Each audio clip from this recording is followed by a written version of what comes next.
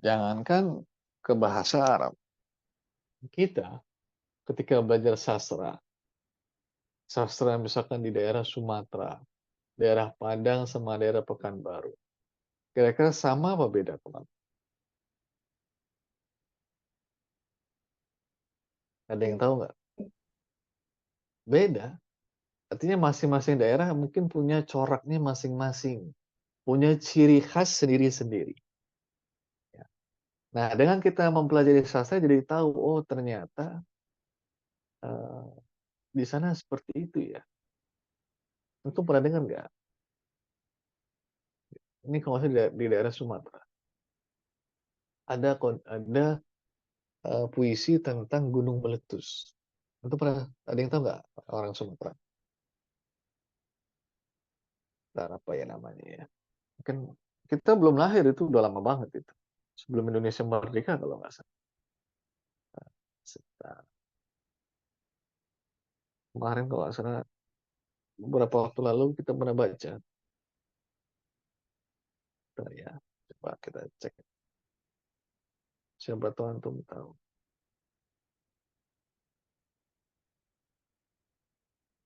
Jangan-jangan udah dihapus. Nah,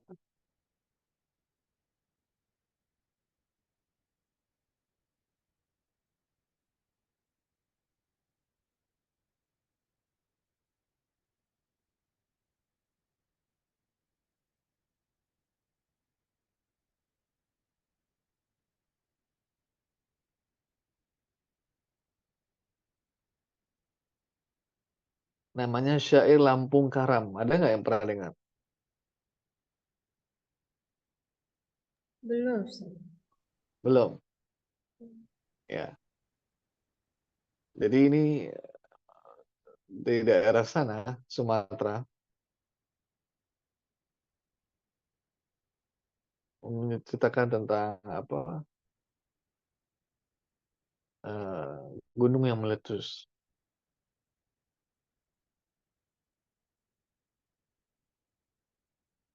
Namanya ini syair Lampung Karam adanya. Ya, jadi intinya apa? Dengan kita mempelajari sastra, kita bisa tahu kondisi kebudayaan suatu tempat. Nah, sama halnya kita nanti ketika kita belajar sastra Arab, bisa tahu, oh ternyata zaman dulu kondisinya seperti itu, zaman sekarang seperti ini. Contoh misalkan, kalau kita lihat di Al-Asrul Jahili, di fase Al-Jahili, itu mereka sudah mengenal arus globalisasi ya belum teman-teman? Zaman itu. Belum sih. Belum. Udah tahu handphone, iPhone, Android belum zaman itu. Belum, belum. Belum ada. Ya. Dan mereka pada saat itu kebanyakan hidupnya di mana? Apa corak geografi mereka saat itu? Apakah tinggal di hutan atau di mana? Di fase jahili, orang-orang Arab saat itu. Hmm.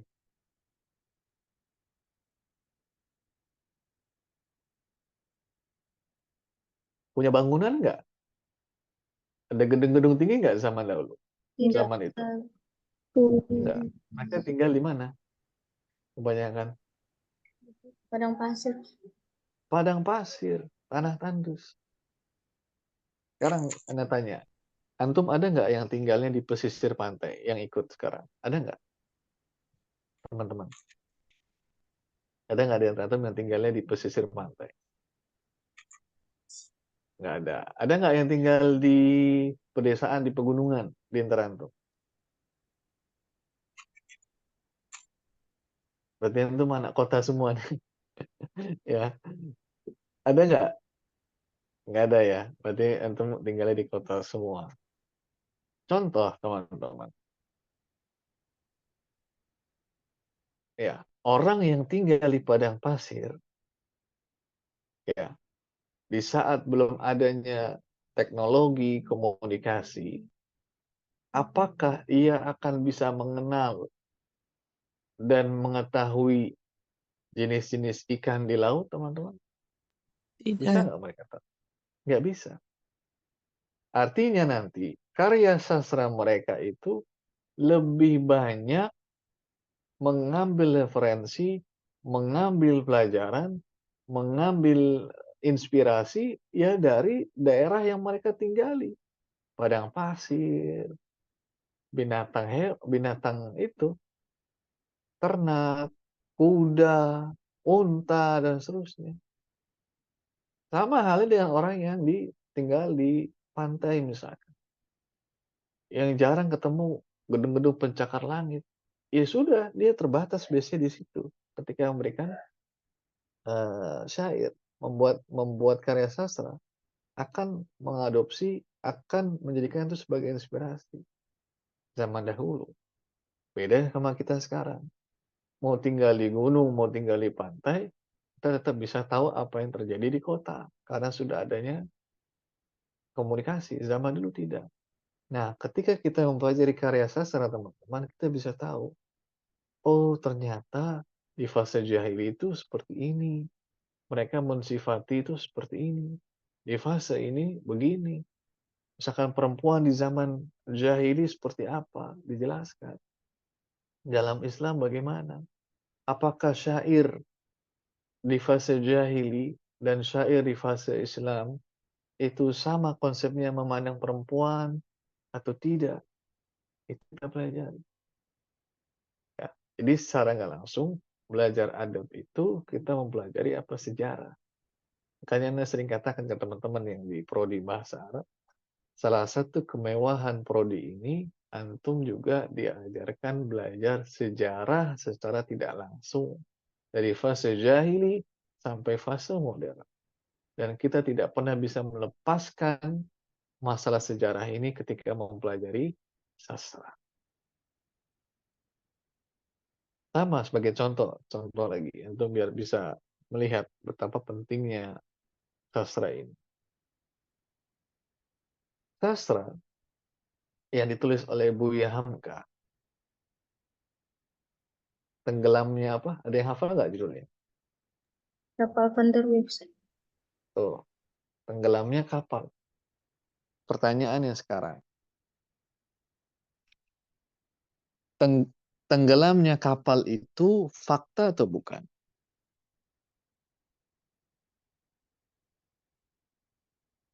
Antum tahu nggak pernah kejadian ada kapal tenggelam?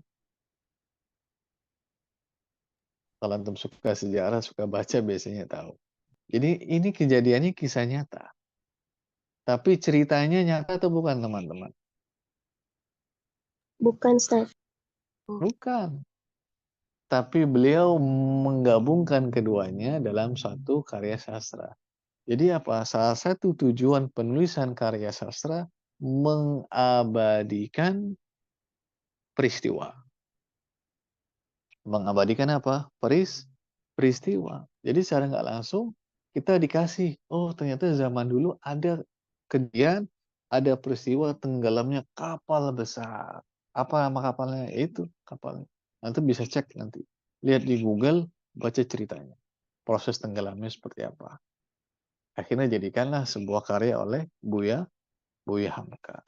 Sama kalau kita lihat sastrawan-sastrawan kita di masa-masa tahun 45-an, tahun 50-an, kira-kira kebanyakan berbicara tentang apa saat itu, teman-teman? Hmm? Menurut antum, di tahun 45-an, 50-an biasanya para sastrawan itu banyak bicara seputar apa? Kemerdekaan. Kemerdekaan negara, ya.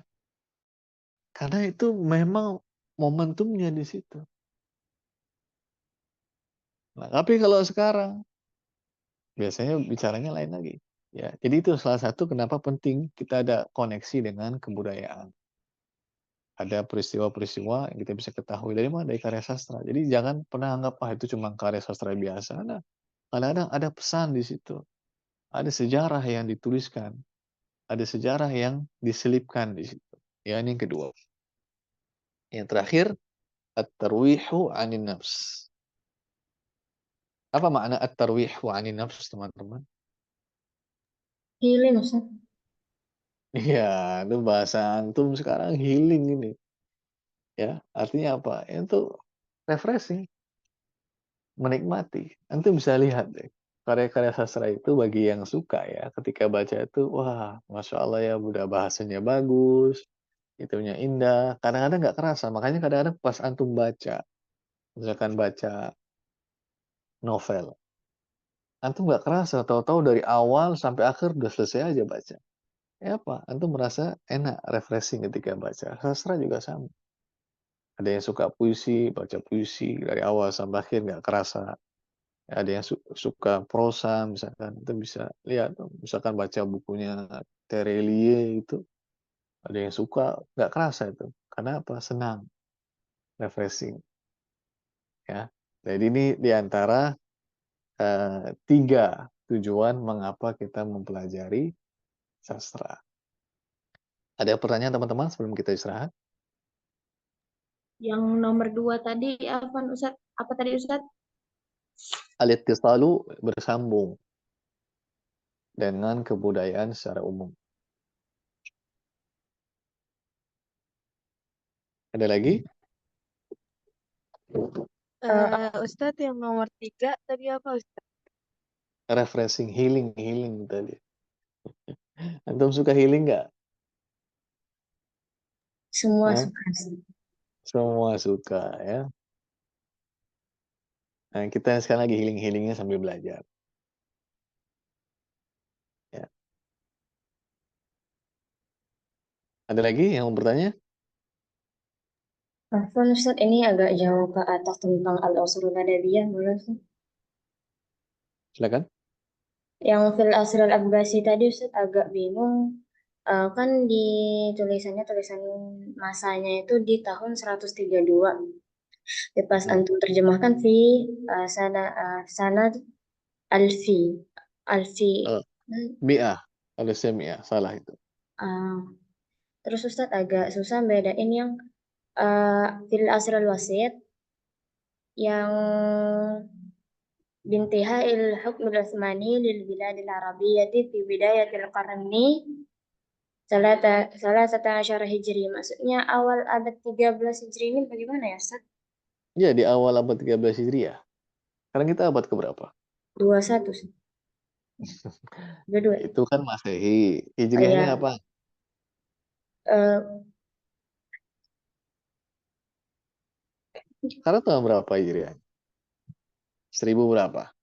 445. Iya, 1400-an kan? Ini 1300. Jadi awal-awal tahun 1300 Hijriah. Berarti 1000 Berarti tahun yang eh, lalu kurang lebih. 1000 atau 100? 100 tahun yang lalu. Tayyip, Ustaz. Syukran, Ustaz. Jazakumullah khair.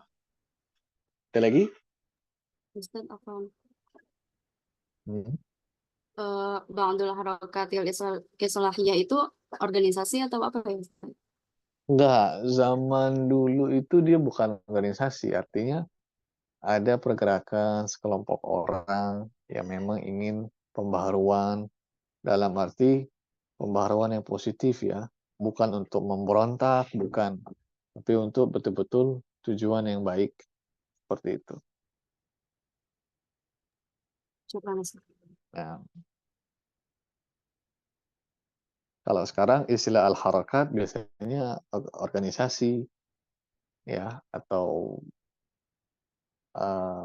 apa ada semacam ormas misalkan itu kadang diterjemahkan seperti itu. Tapi kalau zaman dulu yang kita pahami tidak. Artinya memang ada sekelompok orang yang menyuruh kepada hal yang baik. Artinya yuk kita kembali ke Islam yang murni, Islam yang memang dipahami oleh para sahabat, para tabi'un, kemudian tabi'ut tabi'in seperti itu. Artinya kembali kepada kemurnian Islam sebagaimana Islam itu dipahami demikian oleh para sahabat dan yang datang setelahnya. Baik, kita istirahat sebentar teman-teman. Ya, kurang lebih 15 menitan. Habis itu kita lanjut lagi ya. Kita baca yang ini. Untung nggak usah keluar dari Zoom, tapi kalau mau keluar nggak apa-apa, nanti kembali lagi ya.